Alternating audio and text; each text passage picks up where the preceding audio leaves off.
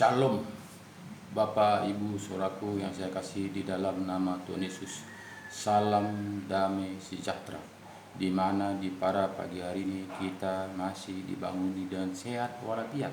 Itu semua bukanlah karena kekuatan kita, tapi karena Tuhan sangat mengasihi kita sehingga di pada pagi hari ini masih bernapas, masih bisa menghirup udara yang segar. Jadi Bapak, Ibu, Saudaraku yang saya kasih di dalam nama Tuhan Yesus, kita harus mengucap syukur di mana Tuhan masih memberikan kita kesempatan di pada pagi hari ini. Dari itu Bapak Saudaraku, mari kita bersama-sama mengucap syukur, berdoa bersama-sama. Mari. Ya Bapa kami yang baik dalam kerajaan surga, kami mengucap syukur kepada Engkau Tuhan, di mana Tuhan Yesus Engkau telah membimbing, menopang, menyertai, melindungi, menyelamatkan kami pagi, siang, sore, bahkan di malam hari tadi kami tidur nyenyak, dan di pada pagi hari ini Engkau telah banguni kami dengan sehat walafiat. Itu semua kami rasakan oleh tuntunan penyertaan pelindungan-Mu. Kami hanya bisa mengucap syukur atas semua kebaikan-Mu Tuhan. Di mana Bapa, di pada pagi hari ini kami juga akan merenungkan kebenaran firman-Mu. Kami percaya Bapa, Engkau tetap campur tangan, Engkau berkarya, Engkau berkata-kata, Engkau bukakan rahasia kebenaran firman-Mu, sehingga betul-betul Bapa kami bisa mengerti dan bisa menjalankan seturut dengan kehendak-Mu. Terima kasih Bapa, terima kasih, syukur Bapa, Engkau begitu baik. Di dalam nama Yesus kami serahkan ibadah kami dari awal pertengahan berjalan dengan baik oleh tuntunan penyertaan pelindungan-Mu. Terima kasih Bapa, terima kasih, syukur Bapa, Engkau begitu baik. Amin. Bapak, Ibu, Saudaraku yang saya kasih di dalam nama Tuhan Yesus, di pada pagi hari ini kita akan membaca firman Tuhan, di mana di pada pagi hari ini kita akan merenungkannya bagaimana sebetulnya kita hidup di dalam dunia ini. Jadi kita tahu bahwa saat ini sudah akhir zaman.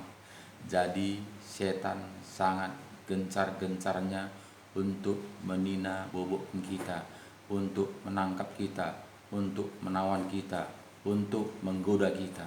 Jadi kita harus super hati-hati, waspada, supaya kita jangan dinina bobokkan.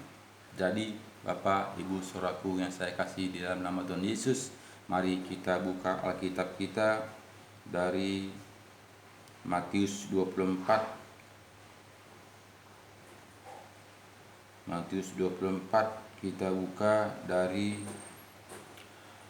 ayat 3. Matius 24 dari judulnya permulaan penderitaan. Matius 24 ayat 3. Ketika Yesus duduk di atas Bukit Zaitun, datanglah murid-muridnya kepadanya untuk bercakap-cakap sendirian dengan dia. Kata mereka, katakanlah kepada kami bila manakah itu akan terjadi, dan apakah tanda-tandamu dan tanda kesudahan dunia. Jadi murid-muridnya bertanya kepada Tuhan Yesus. Di sini tadi katanya kepada kita, ketika Yesus duduk di atas Bukit Zaitun, datanglah murid-muridnya kepadanya untuk bercakap-cakap sendirian dengan dia. Kata mereka, katakanlah kepada kami bila manakah itu akan terjadi, dan apakah tanda kedatanganmu dan tanda kesudahan dunia. Jadi jawab Yesus kepada mereka, waspadalah supaya jangan ada orang yang menyesatkan kamu, sebab banyak orang akan datang dengan memakai namaku dan berkata, akulah Masias, dan mereka akan menyesatkan banyak orang. Jadi di sini Bapak, Ibu, Saudaraku yang saya kasih di dalam nama Tuhan Yesus, akhir zaman ini banyak orang menyesatkan kita. Bahkan banyak nabi-nabi palsu bermunculan untuk menggoda manusia supaya manusia seakan-akan sudah berjalan seturut dengan kehendak Tuhan. Jadi Bapak Ibu Saudaraku yang saya kasih di dalam nama Tuhan Yesus, harus kita wanti-wanti, harus kita waspada, harus kita kembali kepada firman-firman kebenaran. Jika kita tidak kembali kepada firman-firman kebenaran, kemanakah nanti kita dibawa? Kemanakah kita ini digoda? Kemanakah kita ini dituntut? Jadi kita harus kembali kepada petunjuk.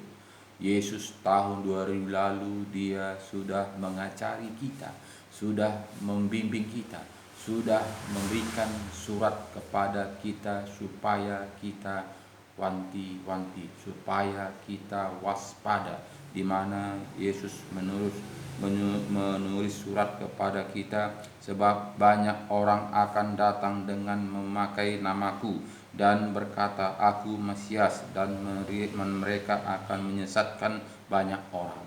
Itu kata Tuhan Yesus.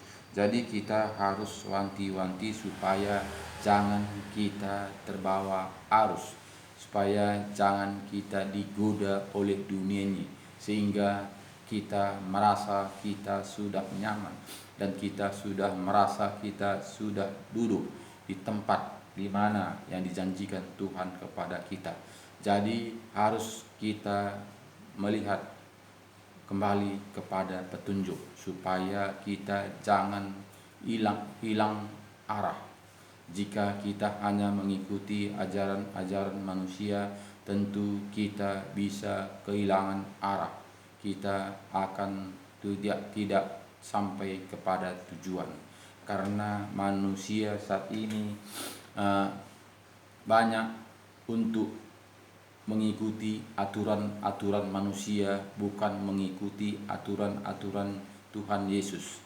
Jadi Bapak Ibu Saudaraku, jika kita betul-betul memang orang Kristen pengikut Kristus, mari kembali mengikuti jejak Yesus.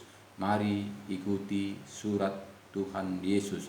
Mari kita ikuti seturut dengan petunjuk Tuhan Yesus, supaya jangan kita nanti merasa kita sudah di dalam, ternyata Tuhan mengatakan, "Enyahlah kamu sekalian pembuat kejahatan." Jadi di sini kita harus berjalan seturut dengan firman-firman kebenaran. Jadi ayat 6 mengatakan kepada kita, "Kamu akan mendengar deru perang atau kabar-kabar tentang perang. Namun berawas-awaslah, jangan kamu gelisah, sebab semuanya itu harus terjadi, tetapi itu belum kesudahannya." Jadi katanya kepada kita tanda-tanda akhir zaman, di mana katanya deru perang. Jadi kamu berawas-awaslah, itu masih permulaan. Jadi ini tanda-tanda kita melihat tanda-tanda akhir zaman. Jadi ini kita di dalam Alkitab ini ditunjukkan bagaimana sebetulnya dunia ini, akhir dunia ini nanti bagaimana.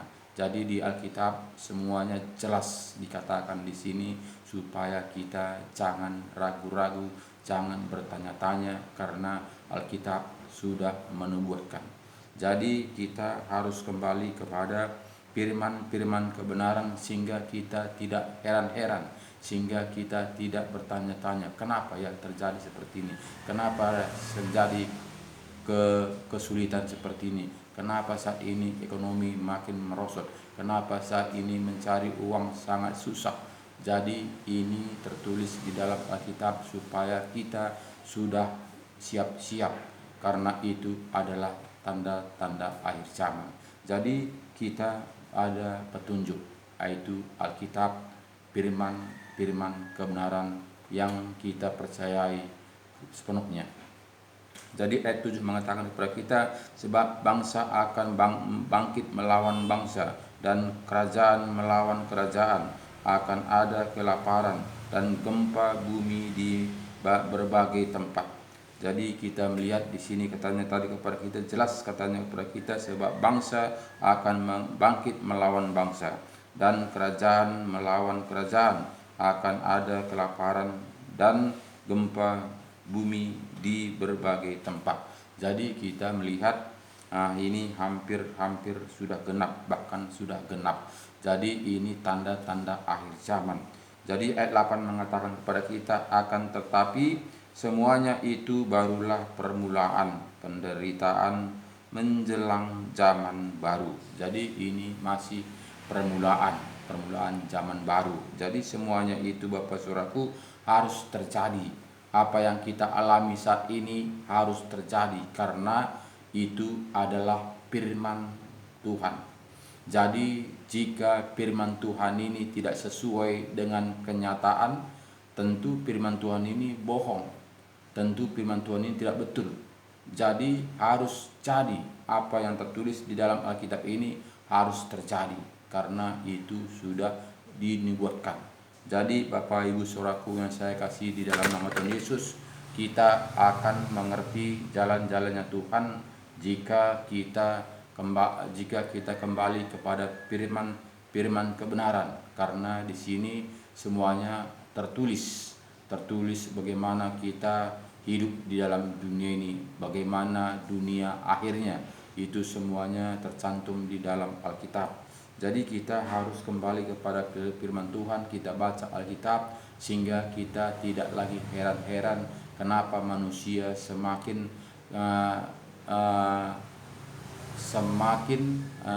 kasihnya semakin dingin.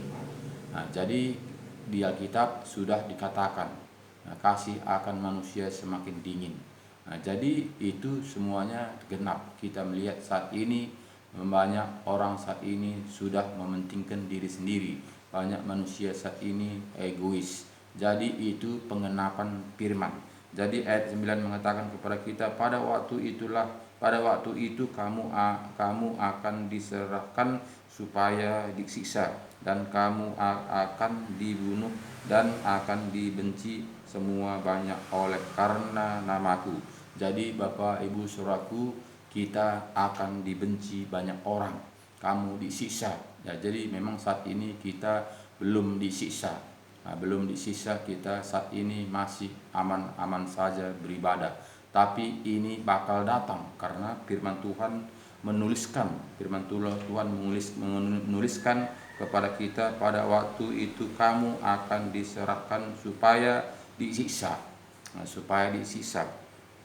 dan kamu akan dibunuh dan akan dibenci semua bangsa oleh karena namaku. Jadi katanya kepada kita dibenci banyak orang karena nama Tuhan Yesus. Jadi Bapak Ibu Saudaraku yang saya kasih di dalam nama Tuhan Yesus, memang jika kita memberitakan firman kebenaran ini, banyak orang benci. Seperti saya ini Bapak Saudaraku, banyak nomor-nomor WA-nya sudah diblokir. Bahkan saat ini banyak Facebooknya sudah diblokir.